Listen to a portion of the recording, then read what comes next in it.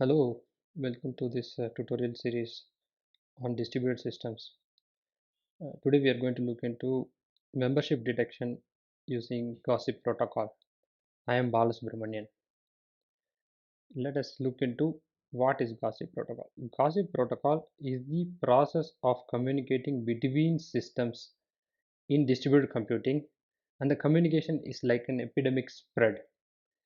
Some distributed systems uses this protocol to ensure the data is spread to other systems in the cluster. So what data is spread? It is the membership data. In a distributed cluster, there may be more than one machines which forms the cluster. Uh, so so how do we ensure that every member is alive? How do we indicate to the entire cluster that how each whether each member is alive or not? That is arrived using Gossip Protocol. Gossip Protocol works like real life gossip where rumors spread fast. One of the node will become aware of the state of a peer node in the cluster. The node which became aware chooses random set of nodes to communicate and communicate them about the status of the node which it knows, thereby propagating the message to the known set of nodes. And those known set of nodes will pick another random set of nodes to communicate the status, thereby enabling the entire cluster to know about the status of each node. This is how Gossip Protocol works. Uh, so, so why do we need to use this Gossip Protocol? Messages spread faster when we use Gossip Protocol. Initially, only one node randomly selects the list, a set of nodes whom it wishes to communicate, and thereby doubling the rate of speed. For example, if there is a cluster which contains 100 nodes, and if one node is aware, is starting to communicate about the status of its health to the other two nodes or three nodes in the cluster, the next first communication goes to the three nodes or the two nodes which the first node is intended to communicate. The next step of communication is three nodes into three nodes, which becomes nine, and nine nodes into nine nodes become 81. So in that time the message spreads much faster. So it is easy to propagate the status or state of each machine in the cluster to the other nodes in the cluster. That is why we choose Gossip Protocol. The spread is much faster. Uh, so the peer selection is random. For example, it is not that the first node should communicate with the other two nodes, and the other two nodes will communicate. It is not like a linear line where the first one knows only two nodes. The communication is random, and the node may choose any random set of nodes to communicate to each other. The peer selection is random with a configured number of peers. It is not that one node will start communicating with all the nodes in the cluster. The upper limit on choosing the number of peers, the upper limit on the number of peers is limited, and the peer selection is mostly random. That's what we are saying. So today we are going to look into the implementation of dissemination protocol, which is a spread protocol, where we multicast the message to more than one node in the cluster. As I said, a node which wants to say that I am healthy will go and choose those random set of nodes to indicate that I am healthy. So this is called gossip, right? It gossips saying that this is the state of my machine.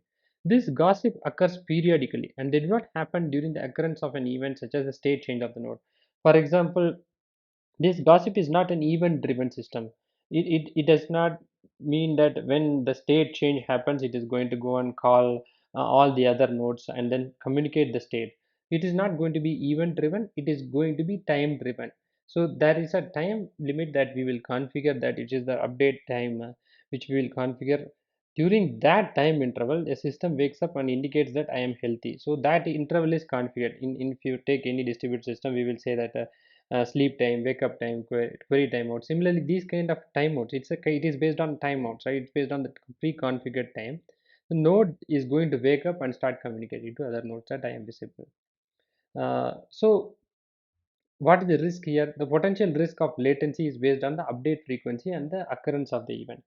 For example, if the system starts wakes up and during that interval and say that I'm going to communicate that this is my state of the machine, this is the state of the system, and the communication, the packet reaches late to the peers, and by the time the state reaches or the system becomes failure, it becomes difficult for the message to propagate.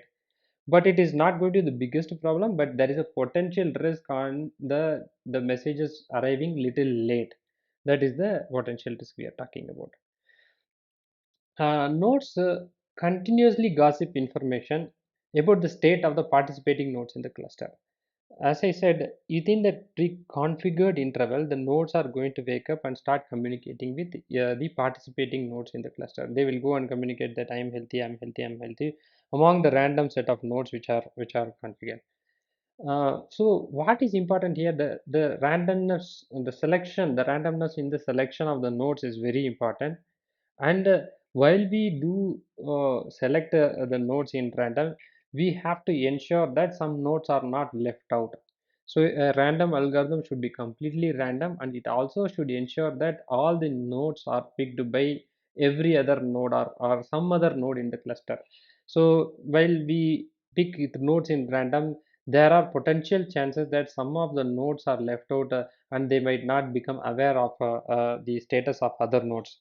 If a node is not able to know the status of other nodes, it will think that the other node is failure. And if it happens to that more than one node is not aware of the status of the other node, it makes it brings in a problem that it goes and indicate that two nodes will start indicating that the other node is failure, and that node may be marked as failure. So it is not based on majority, right? If more than one node says that I am not able to see the node, that node would be marked as failure. So we don't want to have such kind of scenario. So we need to ensure that the while we pick random nodes to communicate, we also should ensure that we none of the nodes are left out in the process. The entire subset has the superset has to be covered while we pick the nodes. So what I said is when some nodes are not getting informed about the status of the other nodes, if there is a problem in the randomness algorithm that we choose, that will result in some false positive indications that some of the nodes are not healthy, and thereby reducing the cluster size, right? For example, the node may be healthy, but two other nodes are not knowing the status of it because of the randomness in the algorithm, and they go and indicate that I am not able to get a communication from the particular node. And if based on their communication or the indication, if the node gets removed, the size of the cluster becomes lesser, thereby thereby reducing the cluster size. Once the cluster size becomes less, our ability to write our ability to become available becomes less, right? So that should be taken care meticulously in this gossip protocol. uh, So how fast is gossip protocol? How because we are saying that we have to communicate to example, if a node contains thousands of if a cluster contains thousands of nodes or several tens of thousands of nodes, how fast it is to indicate how far the gossip protocol takes to ensure that the every node is aware of the status of the other nodes. There is a paper which the link is given below. Feel free to go through that paper. The basic result of the epidemic theory is that simple epidemic occurs at one place because it's the only one node which say starts wakes up at point of time and starts communicating, right? It will eventually infect the entire population. So the entire population in the cluster will know the status of that particular machine. This theory also states that reaching to all population from a single source takes time proportional to the log of the population size. So it spreads exponentially, and the total time taken is the log of the population size. If 20,000 is the cluster size, it takes log of 25,000 is the time it takes to propagate the message to all nodes in the cluster. So gossip protocol maintains relaxed consistency. We are not talking about strong consistency here, right? It means that at any point of time, not every node in the cluster is aware of every other node in the cluster and in a consistent way. It might take some time for all the nodes to become aware of every other nodes or health of all the nodes in the cluster. It is an eventually consistent way to communicate, but there is no strong consistency. It means that if all 99 nodes are knowing about the status of the cluster or not, it is not single transaction. It does everything eventually, and that's why we are saying it maintains relaxed consistency. Since the visibility of the failed node may take log of the size of the cluster to be aware of the entire nodes. For example, if a node says if a node is not able to communicate or wake up in that particular point of time and start communicating, it takes that much time, which is a log n of the size of the nodes or the number of nodes to make sure that all the nodes become aware that one node is failed. So that is the consistency we are talking about. Gossip protocol solves a single point of failure, which is SPOF, we say, in database systems. In the last tutorial, we talked about leader election. If you have not looked into it, please go and take a look into that leader election. Leader election involves about a master slave architecture, revolves around master slave architecture, where all our reads are targeted to only one machine and all the writes are also targeted to one machine. So it means that that machine, that node will become the single point of failure. So what happens when one machine fails and what happens in case of single point of failure?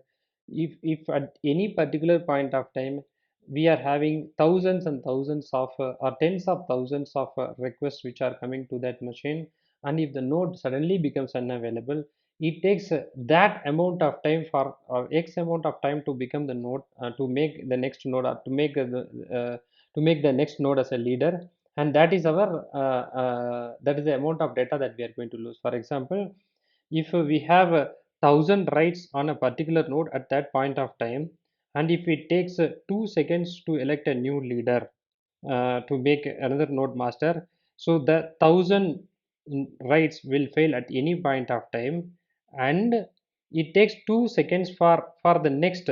For example, if the write speed is 1,000 requests per second, and if it takes 2 seconds for to elect a next leader, so 2,000 writes are supposed to fail at any point of time. That is our SLO. We can talk about it. So we are talking about 2,000 critical writes at any point of time, and assuming that 2 seconds is the time which takes to go and elect the new leader.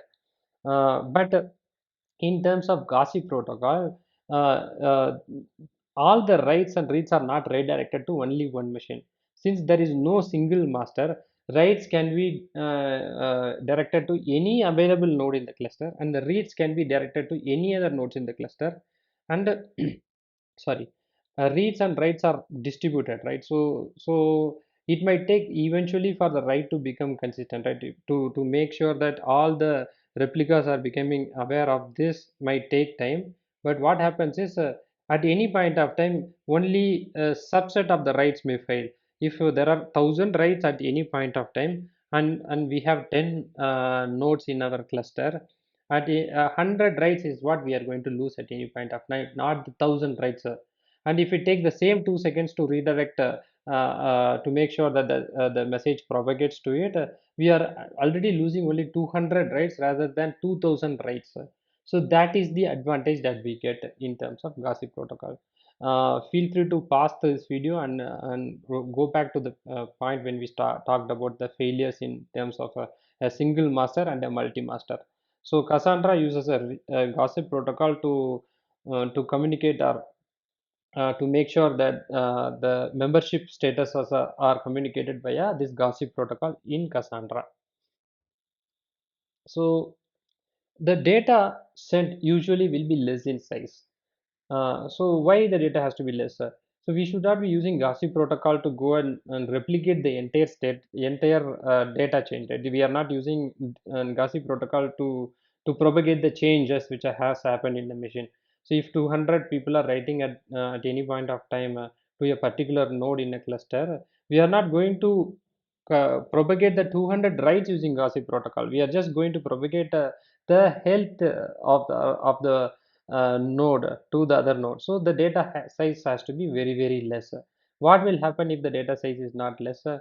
If you are communicating away every other thing via this protocol, the entire network will be flooded with the same messages along with that, and and we will not be able to successfully maintain the or we will not be able to maintain the entire cluster with that kind of propagation. So the messages has to be smaller, which has to indicate only the health of the system rather than not the actual data behind it. uh, so along with the health message we can also pass. So how do we, so when we are saying that we are only going to bother about the membership, how can we handle replication on top of it? uh, so whenever a change data happens, along with the health check, they can say that some indication on the change data, right, that the digest of it, the previous digest and the current digest is not matching. Using that, we can trigger a replication in the background thread, ensuring that the data is spread, or we can asynchronously spread the data behind it. We use only gossip protocol to propagate the health or the status of the machines or the health or the nodes in the cluster, and we use a asynchronous mechanism to communicate, to replicate the data. Whenever a data write happens to a particular machine, it can pick the number of replicas for that particular write it has to propagate, and then choose a random node to replicate the data to that other machine. So we, the gossip protocol is only used to communicate the or to propagate the health, and other asynchronous mechanisms are used to propagate the actual data of the say CDC, which is called the change data capture.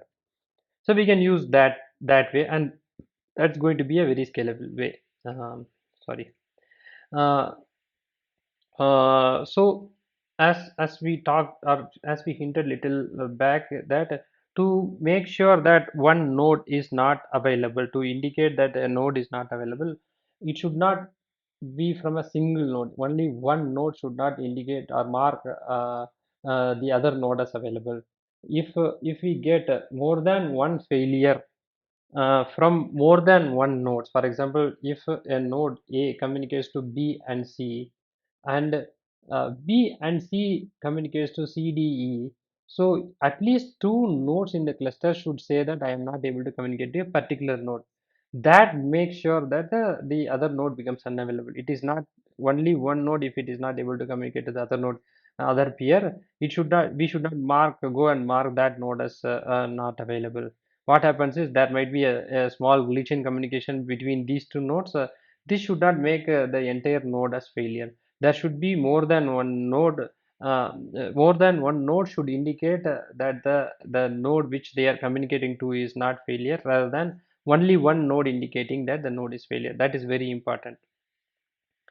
uh, so Cassandra, DynamoDB, and other databases uses gossip protocol for membership detection. Whenever a new member is added, whenever a new member is whenever a member becomes unavailable, or whenever a node becomes deleted, right? Whenever somebody is taking out a node from the cluster, they use gossip protocol to communicate. There are some events which it can register to, but they usually happen on a time basis. Usually it is not event driven. um, so let's go with that being said, and we are talking about not a single point of failure, we are talking about a distributed, right? Let's look into a simple implementation of the gossip protocol. So while we look into the implementation, let us go through the structure of the code, right? The code is available in the link which is pasted below this video. You can go ahead and take a look into it. We have our packages are grouped under config, node, and service, and we have a driver main application. Let us look into what is a node. A node is a particular node in a cluster. Since we are going to communicate about the health status of the node, and we are going to send a subset of the data about the node, the node has to be serializable. So the node's data is what we are going to send, serialize and send. So we implementing node as a serializable node. Every node has an address and a port number. That is important. For us to communicate, for us to become available in the cluster, it should be available in a particular host which has a IP associated to it. and we use a particular port to communicate between two nodes in the cluster. We also have something called heartbeat sequence number. This keeps incrementing as and when somebody initiates communication with this node. So it indicates that till what time the node was available. It's not just the date time. It also indicates that this node is in sync with till this sequence. So every node starts communicating with each other nodes with a sequence number. This sequence number will be important to understand that till what time, till what period of or checkpoint of time we are able to communicate. That's a heartbeat sequence number. It gets incremented every time when this node communicates with the other node or other node communicates to this node. So the local daytime, the daytime is when the last time which it was able to communicate to other nodes or some other nodes communicated to this. So a volatile Boolean variable is there, which indicates the whether the node is a failed node or whether the node is available node. Initially, when the node starts up, it is not marked as a failed node, so we are making it as a failed equal to false. So we are next we are going to look into there is every node has a configuration, right? So let us look into what is the node configuration, which is called the gossip configuration. So this configuration has several other properties which indicates that what it has to do. For example, we have configured failure timeout. Failure timeout is the duration when nobody is able to communicate to that node for this duration, and that is the duration which we will use it to make the node as failure. That is called failure timeout. Cleanup timeout. After the node is marked as failure, what it takes, what is the time this can we can take to clean up this node. Update frequency. What is the time? What is the duration we have to wait and wake up, and we have to indicate the health status of this node to the other nodes. That is called update frequency. How frequently we have to go and indicate our status to the other nodes is called update frequency in a very simple explanation. Failure detection frequency, how fast we have to detect our failures. These are little bit related. So what is the duration which we have to take to detect a failure in this entire system? That is the time period that we are talking about. So the final is the peers to update in interval per interval. So this is what we are talking about. Initially, one node may choose more than one node to communicate. How many nodes that we are planning to communicate is defined in this. So ideally, it is less than 5 in a cluster size of 10.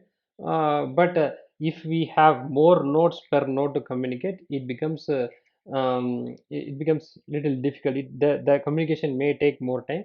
So it is a configuration which we have to arrive at based on the cluster size and other things. So for this example, we have come up with a number.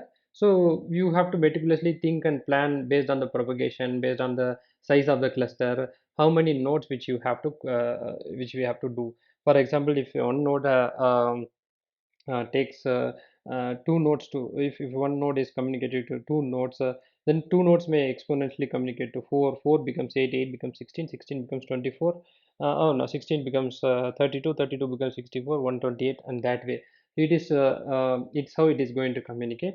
And probably two or three is good enough. Uh, this, I would leave it to the implementer, or whoever is going to implement it, to do it. And it has since these are all final variables, we initialize this configuration for a particular node only once. So this configuration is initialized at the time of a node starting up, so it cannot be reinitialized. So this config class has only one constructor and all the final parameters. That's what it is. Let's go back to where we have left. So we have initialized the config, right? So now we go to the constructor. If each node, right, if we have to initialize the node, when we are initializing the node, as I said, we need to have a socket address. We need to have an address. What is the initial sequence number? Every node starts with an initial sequence number of 0, and every node should have a configuration. So what is this configuration? We just looked into this configuration. So what is the update time interval? What is the failure detection time interval? What is the number of peers which it has to communicate? what is the cleanup timeout, what is the failure timeout. These are the configuration which we require for a node to be initialized. So that is very important, and it is initialized at the time of creation of the node. And finally we are going to set the last updated time. So every time when we initialize the node, right, the last updated time is the current time, am I right? So at the time of initialization, what is the time, what is the time that we know about the status of the machine? That is the current time. So that is what we are updating it. So we are saying that set the last updated time to the current time. I'm just logging a message that a node with this unique id is updated at this time. So what is this unique ID?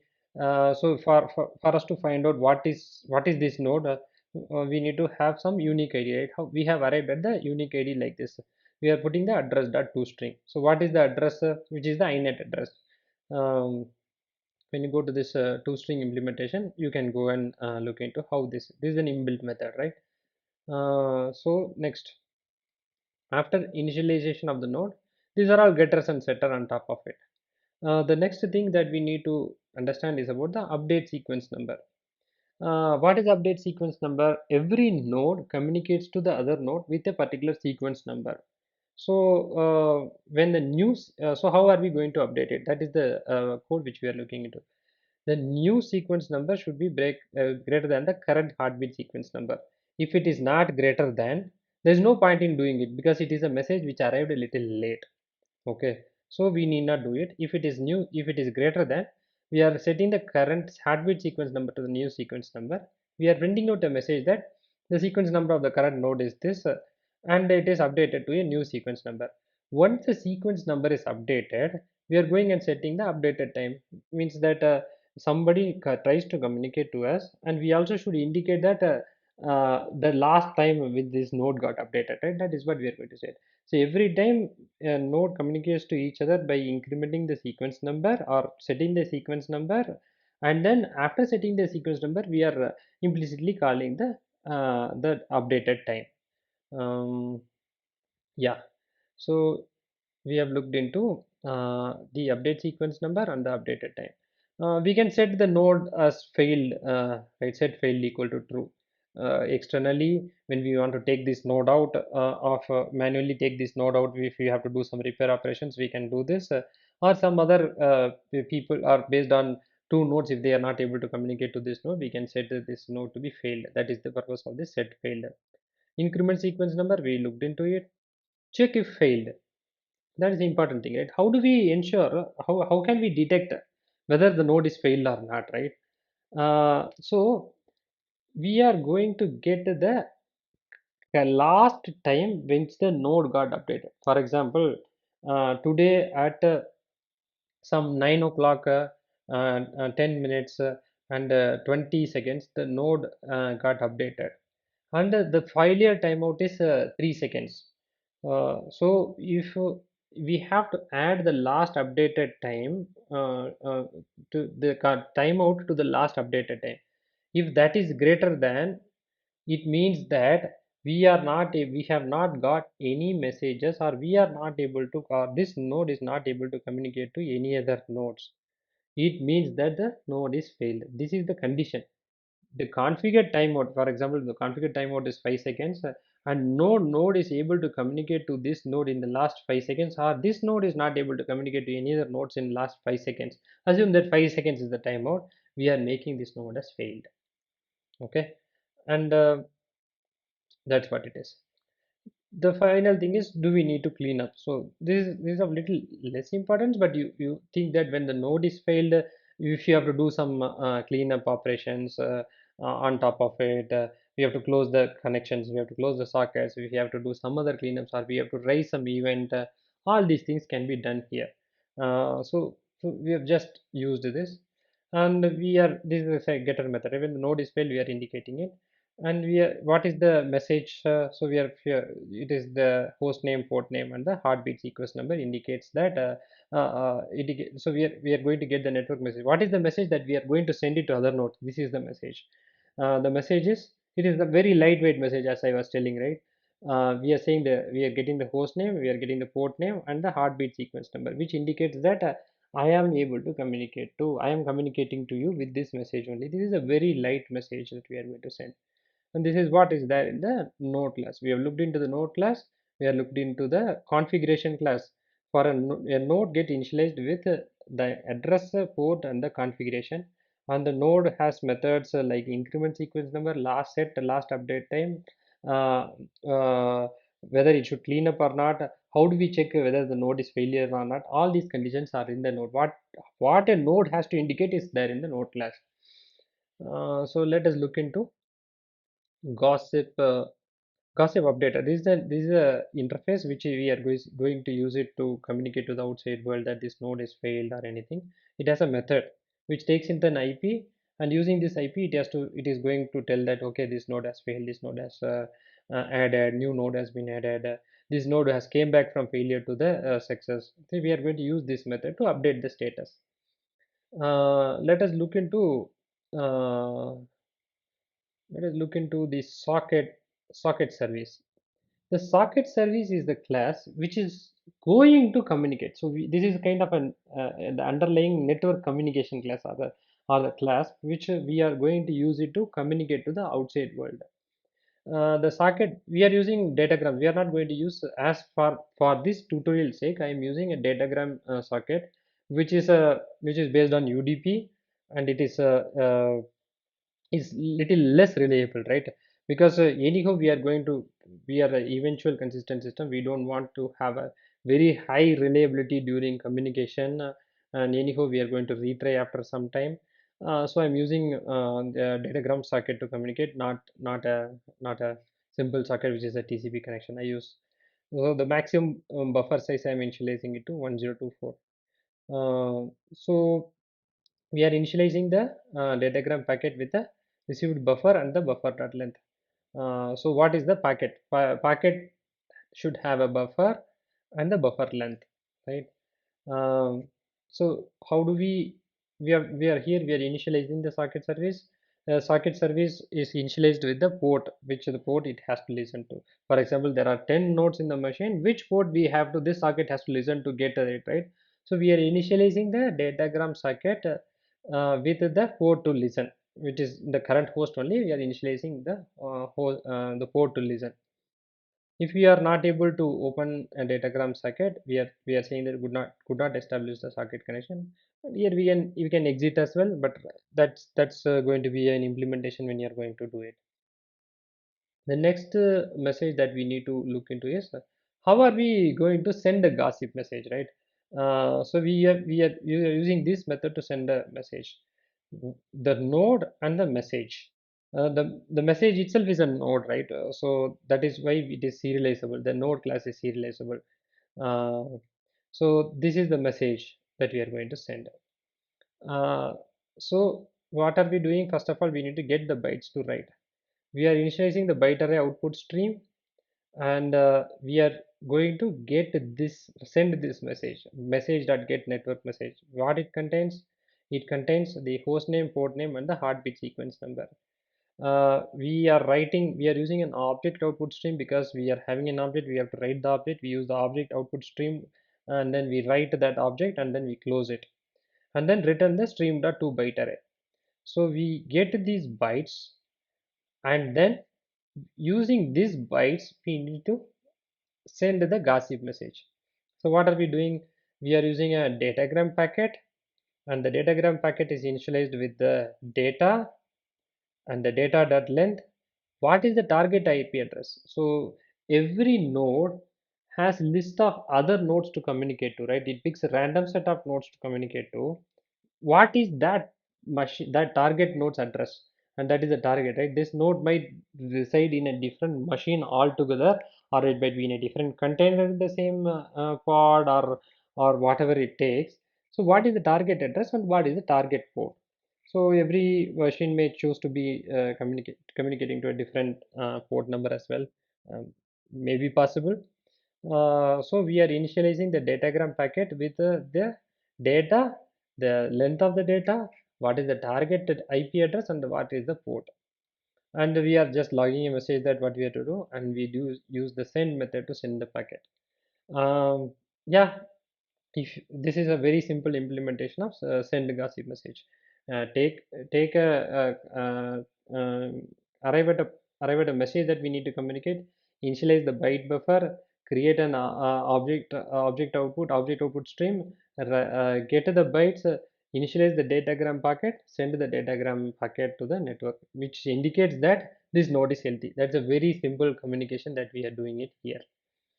Okay, this is the socket service. Here comes the gossip service. This is the heart of the machine, heart of the system that it is used to communicate to all the other nodes, right?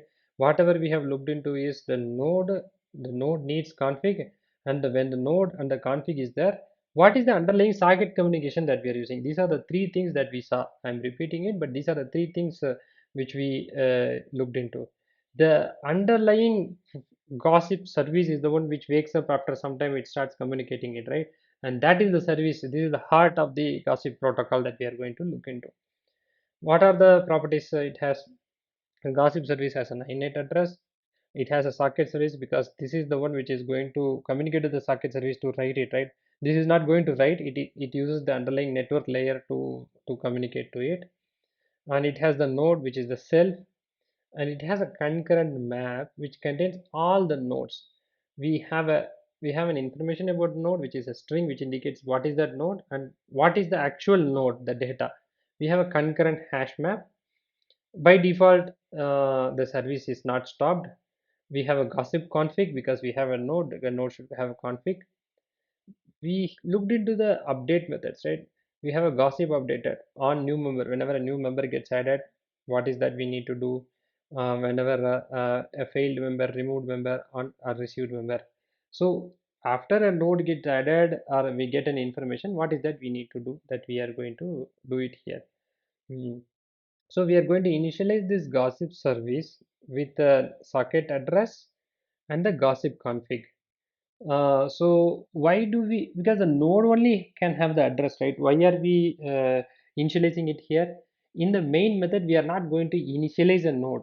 We are going to initialize the gossip service, and this gossip service, to this gossip service, we add nodes to it, because the gossip should know all the nodes in it, right? So nodes are not get initialized from an external point of view and gets added. So we initialize the gossip service and we pass on, and the gossip service internally initializes a node with this socket address which we are passing, and the sequence number which I said initially, it will have a 0 as the sequence number, and the gossip config. And the gossip config, I don't want to repeat it again, but it is good to look into it once more. Failure timeout, cleanup timeout, update frequency, failure detection frequency, and the peers to update.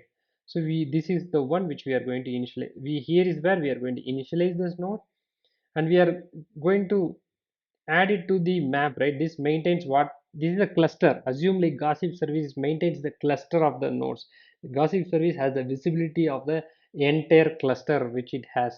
So we are going to add this node if it does not contain in the current cluster. So this is another constructor which takes in the listening address and the target address. For example, if a peer gets added, right? Initially, we are going to initialize this service with one node. That's why we are having two parameters. Now, in the cluster, one more node is getting added.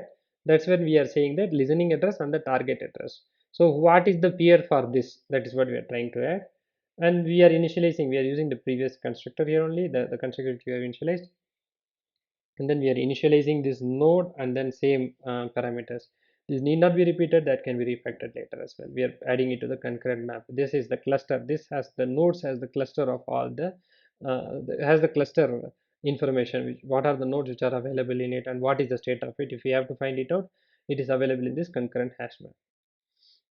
The next thing that we are going to look into is, once the node and the cluster is initialized, we need to start the cluster, right? And that's the first step we need to do. The start method goes and says that what are the steps it does. It's very simple. It starts a sender thread, it starts the receiver thread, it starts a failure thread, and it prints the nodes. Those are the responsibilities of the cluster, right? What ideally a cluster has to do, a cluster is aware of all the senders, and a cluster should initiate communication, and the cluster should, the nodes in the cluster should initiate communication, the nodes in the cluster should start receiving communication, the nodes in the cluster should detect the failures, and at some point of time, if somebody wants to know the what are the nodes in the cluster, it has to do it, right? That those are the activities which are getting initiated here. These are all running under a separate thread underlying. So we should have a fair idea of a threading and network communication in Java for you to understand this tutorial. But the knowledge required is very basic. I've gone to that level and explained you what it's required to build this software.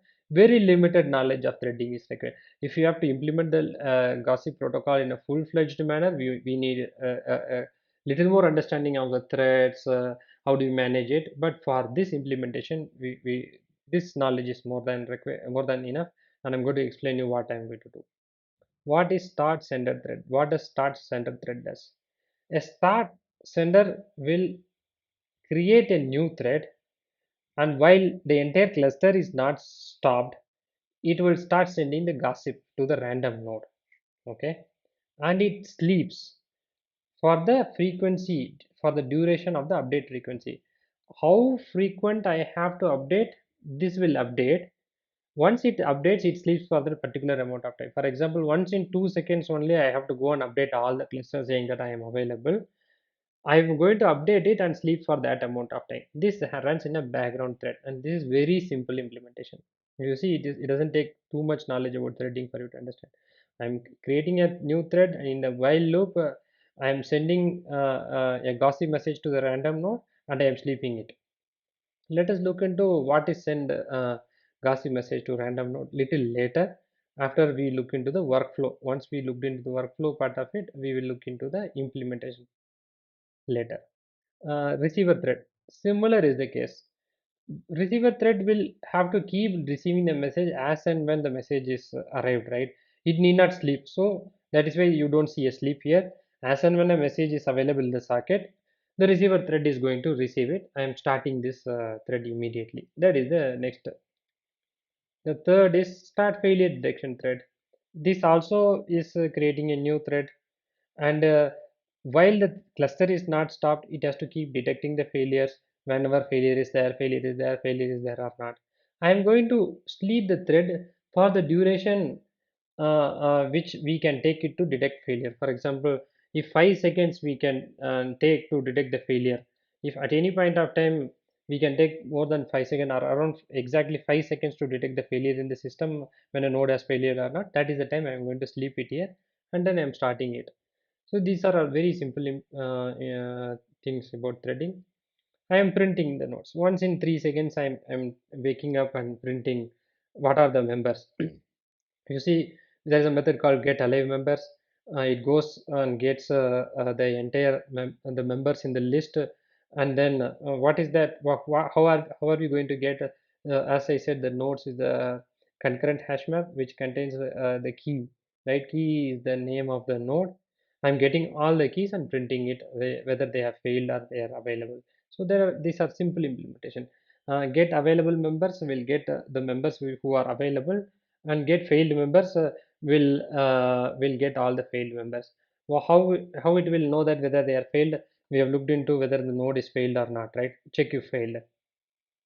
What check if failed does, if it takes more than X number of seconds, which is the failure timeout configured in the configuration, whether nobody is able to communicate to this node, we will mark the node as failure, and we are going to report those nodes as failures here. So that's what we are going to do it here. Print nodes. These are extra implementation. We need not have it, but for the sake of having it, I'm just having it so that it will be very easy for others to understand. In the start sender thread, what are we going to do? In the start sender thread, we are going to send gossip to a random node. As we looked into the tutorial, that every node chooses some random nodes to communicate to each other, to communicate. So we choose, here is the method where we choose random nodes to communicate. So when before we communicate, we have to increment the sequence number, right? It means that okay, I am going to communicate to other nodes and I am alive, so I am incrementing the sequence number, and I'm going to get the peers to update, right? Peers to update is the a list of nodes keys, okay, which is the key set, okay. if the keys dot length, if the number of nodes which are available is less than the actual configured number of nodes whom we have to communicate, we are going to add the entire nodes into the list. Otherwise, why we are doing this? For example, every node has to communicate to three nodes.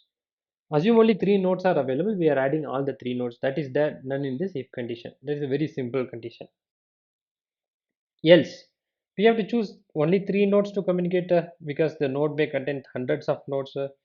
What am I doing it here? I'm going to find a node. First of all, whether the new target is found or not. How are we going to find a new target? We should not be communicating the same to our node. We should not be communicating to us.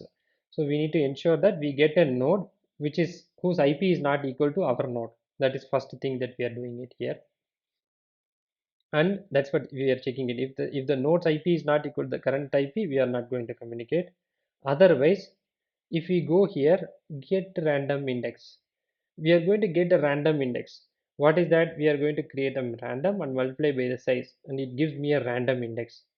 So we go and get what is the string value in that random index. If that random index string is not equal to our node string, that node is found. How many nodes we need to find, how many times we need to iterate, the number of years that we need to go and update, right? So this is where we are getting the random nodes to update to. So this is highly randomized algorithm. Then once we get all the nodes, we are going to get the target address. For example, if since we have the key, we can go and get to the value from the concurrent hash map, which is actually the node. And that is that node contains what a node contains. Node contains IP port, the IP address, the port, and other details, right?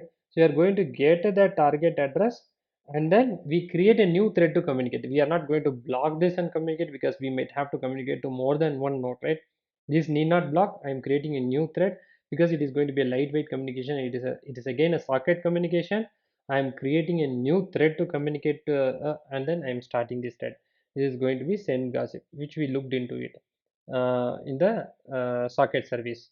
We look into it. This is in the socket service class, which we have looked into it earlier. This is how we are going to send the gossip message to the random node. Okay. Start sender thread and start receiver thread. It is going to do a receive peer message. What is there in the receive peer message? Once we started communicating to other nodes, somebody has to receive the message. That is what is happening here. I am going to receive the gossip. What is the gossip receive? The message that we are sending is the IP address, sequence number, and the port, right? And that is an object which is of type node, right? We are going to send the node data.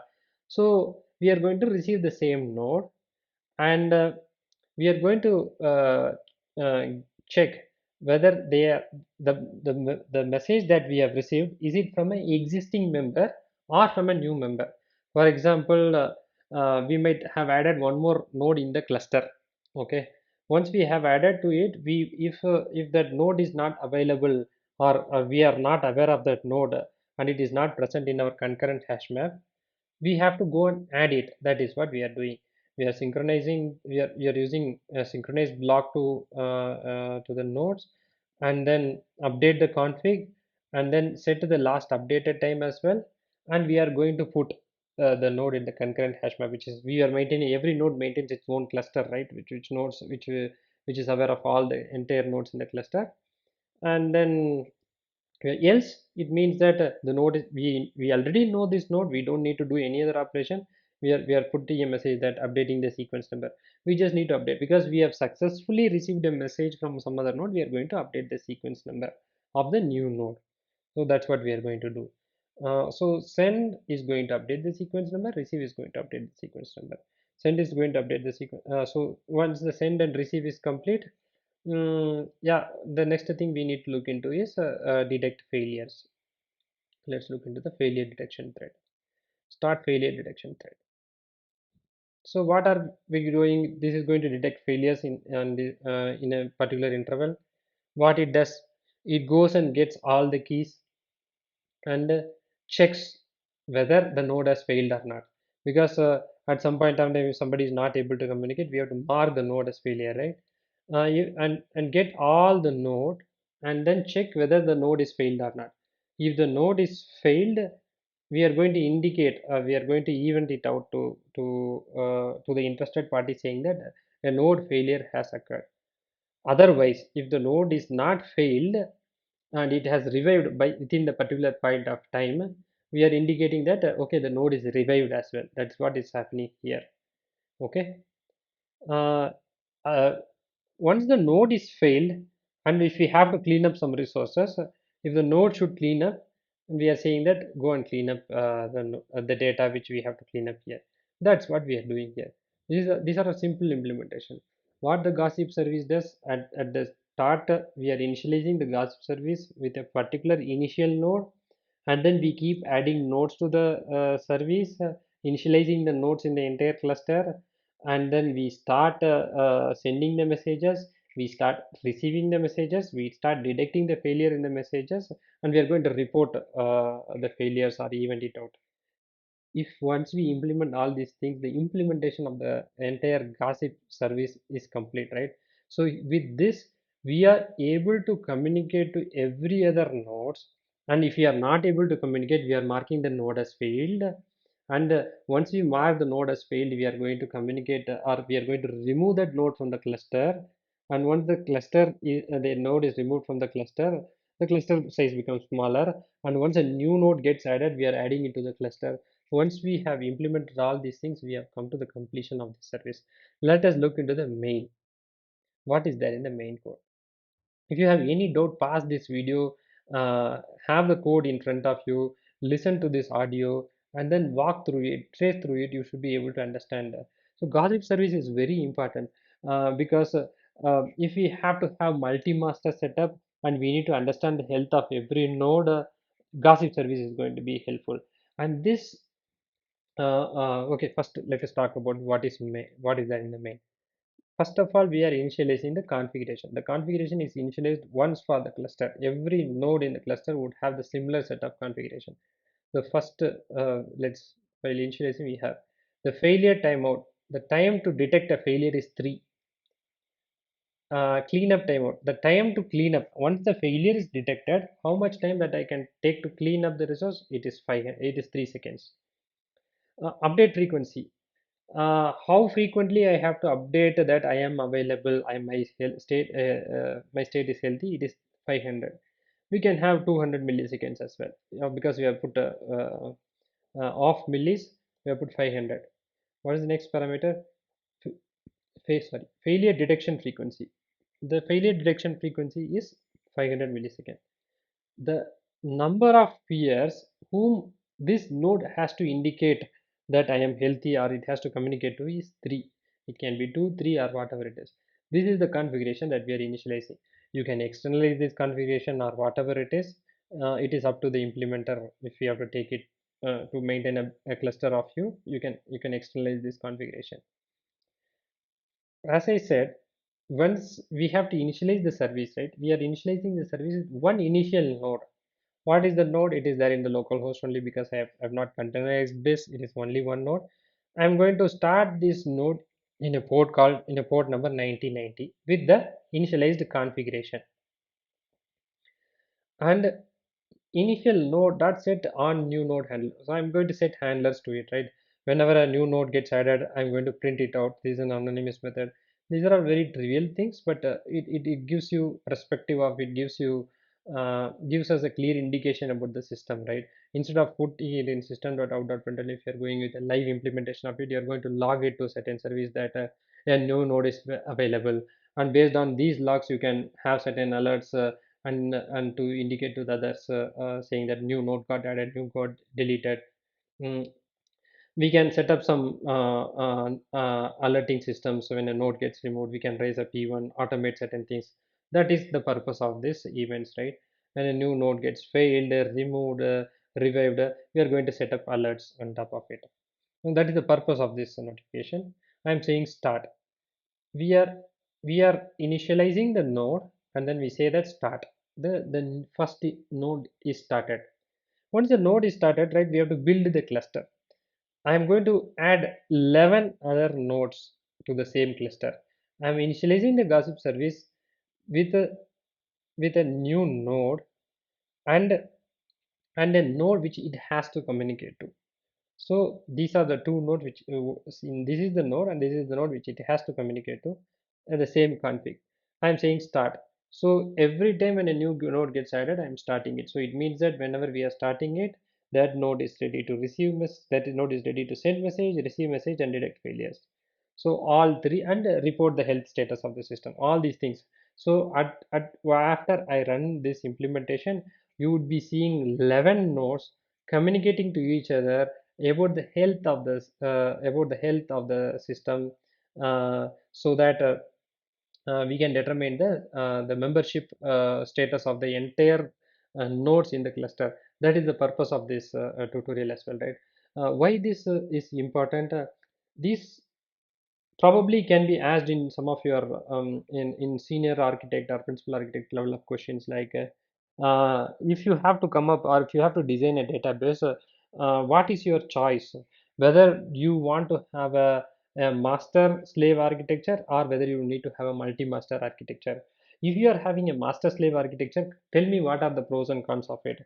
Tell me what are the pros and cons of a multi-master architecture. You should be able to navigate through these questions and provide clear-cut answer. And if it is a master slave architecture, how are you going to detect failures? How are you going to do the leader election? How do you direct all your rights to a particular node? That is based on leader election. You can refer to my previous video. Assume that if you are choosing that you want to have a multi-master architecture, how are you going to communicate to the health and the status of the nodes to all the machines in the cluster?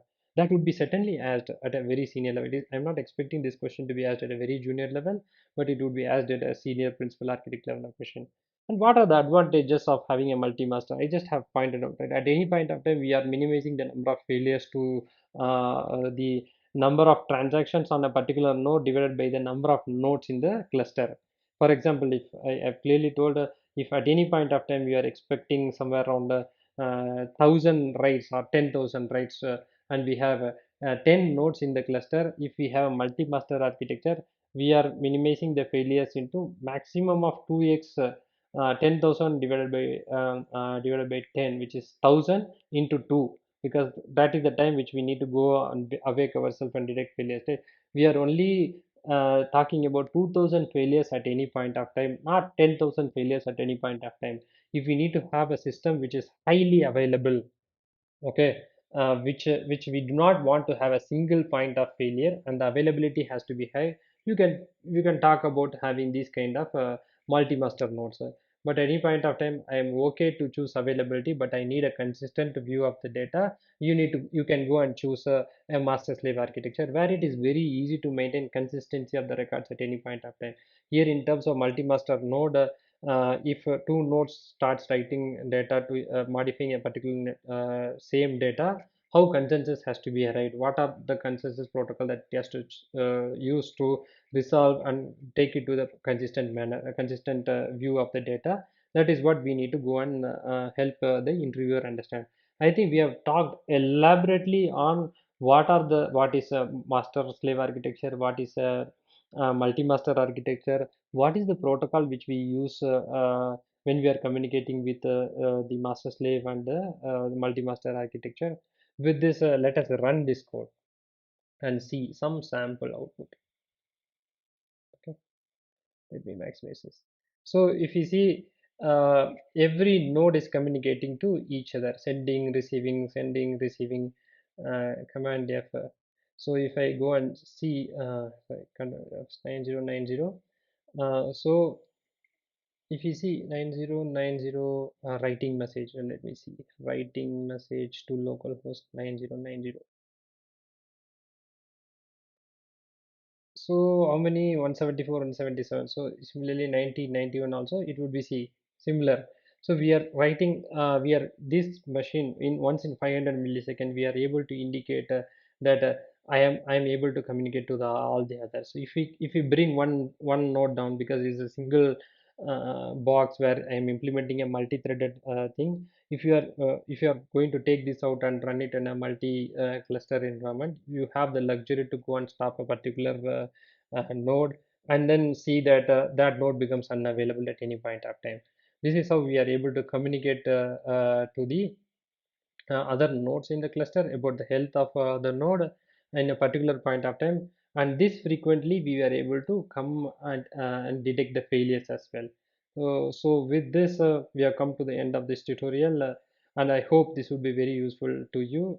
And if you like this video, hit the subscribe button. I'm going to come up with a lot of distributed systems. I'm going to come up with videos on design patterns as well, which would help you to have in-depth knowledge about patterns, distributed systems, and help you to prepare for interviews as well. Thanks for your time. Until we meet next time, this is Bala.